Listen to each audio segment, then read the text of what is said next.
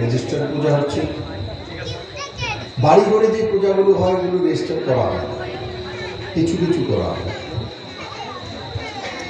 এক সময়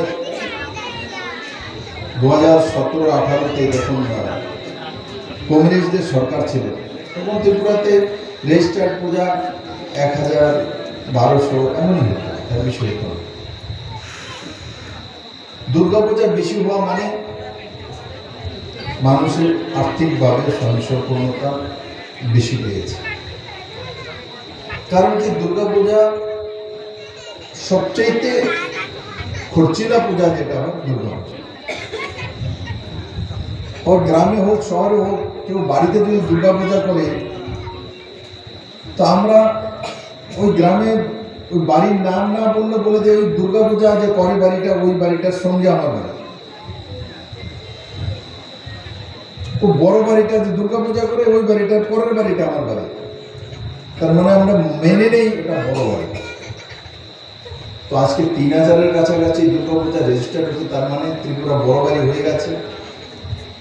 কিন্তু কমিউনিস্টের বন্ধুদেরকে বোঝানো যাবে না, এরা বসে বসে ত্রিপুরাকে শুধু বদনামি করে।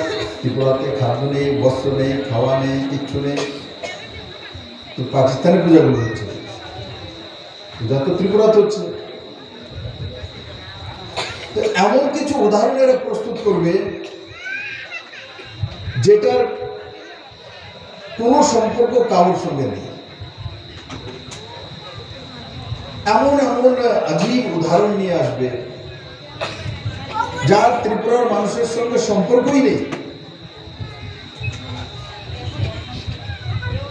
একসময় মিথ্যা কথা বলে এরা রাজনীতি করত, আজকাল সম্ভব নয়। কারণ কি, সবার হাতে অ্যান্ড্রয়েড ফোন আছে, ইন্টারনেট আছে, গুগল আছে। মা যদি নাও বুঝতে পারে, মেয়েকে জিজ্ঞাসা করে, মেয়ে দেখে বলে যায় এটা তো মিথ্যা কথা, এটা তো সত্য কথা। আগে তাদের মিথ্যা কথাকে বুঝতে মানুষের 10 বছর সময় লাগতো। এখন এরা মিথ্যা কথা বললেই সঙ্গে সঙ্গে প্রমাণিত হয়ে যায় মিথ্যা। কেন, হাতে তো মোবাইল আছে।